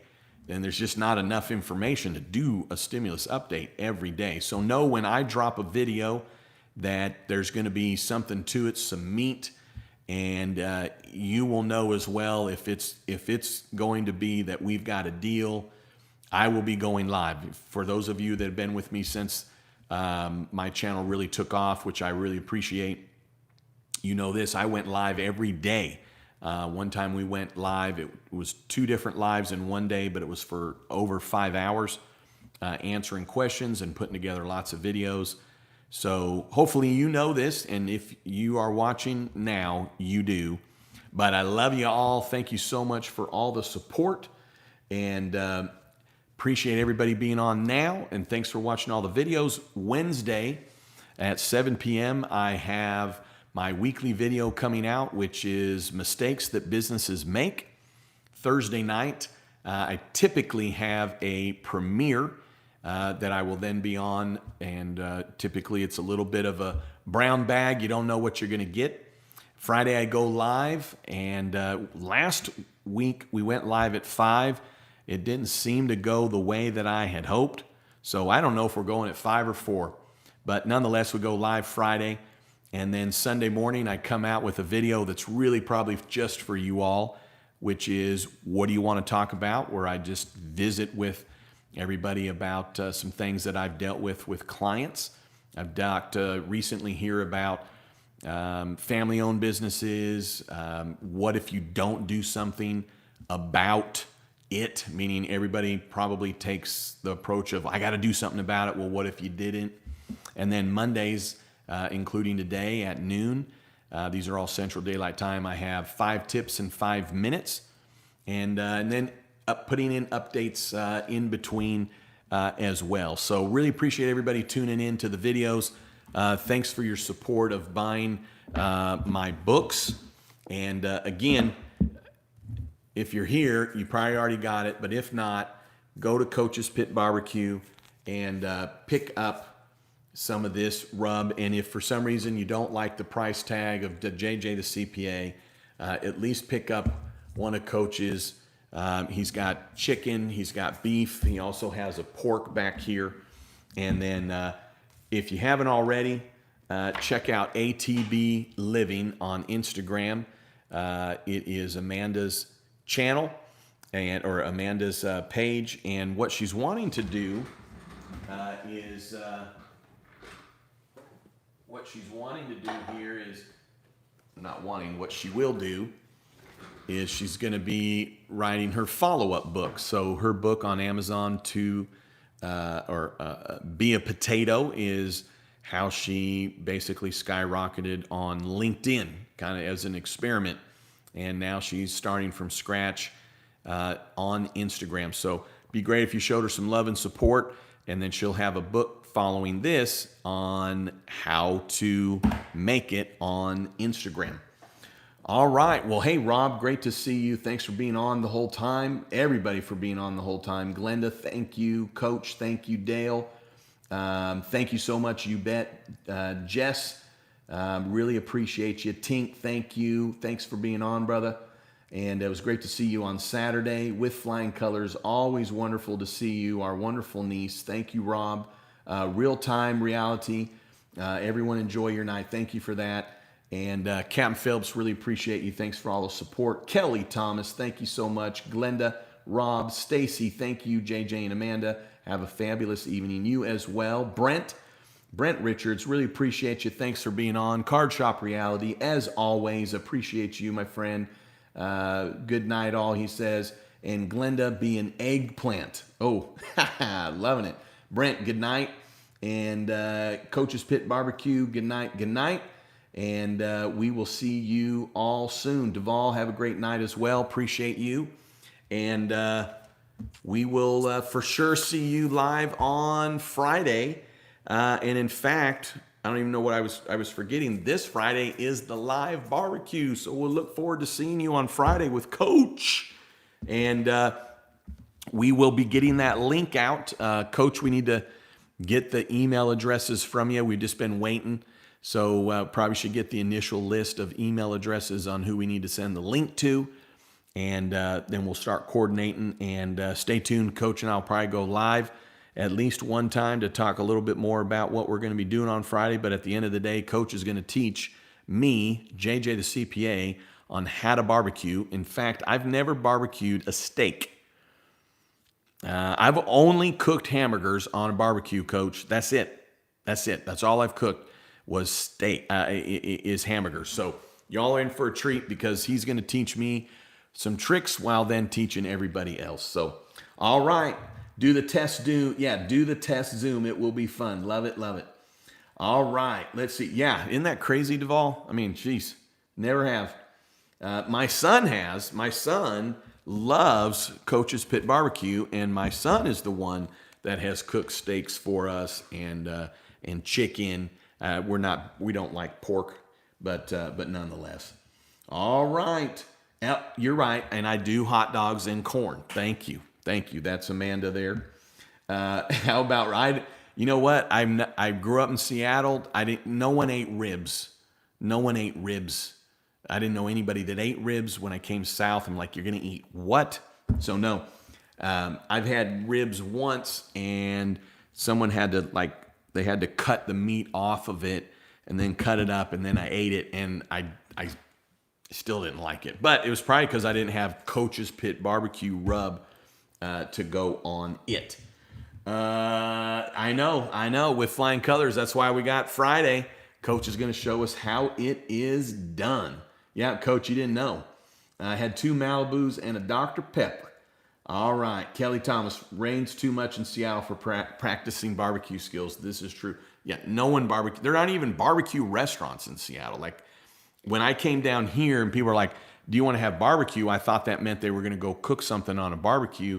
And the barbecue I thought it was like the round tin that has coals in it that you put lighter fluid on, and it had the, you know, the charcoal, and you had the round tip on the round top that went on it. And then people were like, well, no, we're going to go get barbecue. And I was very, very confused. I had no idea what anybody was talking about. So yeah, grew up in Seattle, no concept of barbecue up there. There's no barbecue restaurants at all up there. Not at all. All right. Hey, well, thanks for tuning in, y'all. And I know that Fred was waiting. So Fred, good night. Carrie, if someone wants my Zoom spot, my dad passed. Oh my gosh, Carrie. Well, I'm really sorry to hear that, Carrie. I really am. I hope that I hope that everything goes okay with that, and I hope you're doing well and your family. And really sorry to hear that. Really am. All right. Well, yeah. Sorry about that, Carrie. Thanks for letting us know.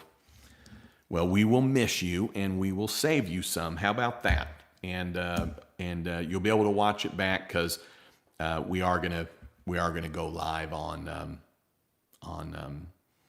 our YouTube channel here. So hopefully you'll be able to get through all that a-okay. So our best. All right. Well, hey, thanks again, everybody. I really appreciate you. Much love. Y'all have a great night. Gene, have a great night. Glenda, great night to you. Captain Phillips, did you win anything? Let's see. Captain Phillips, let's see. I think sure. Boom, right there. Captain Phillips, go get a lottery ticket because you just won that right there. Boom. All right. Hey, y'all have a great night. Much love. 10:07, Jason. 10:07. Pretty good. Pretty good. I was trying to wrap up by 7 minutes after. Pretty good. All right. Hey, thanks, y'all. Have a wonderful night. And then don't you ever forget, you've never met a CPA quite like me. All right. Have a great one. I'm here by myself, so I got to go around to the front of the phone to click end. So we'll see you on Friday. Look forward to it. And go help coach.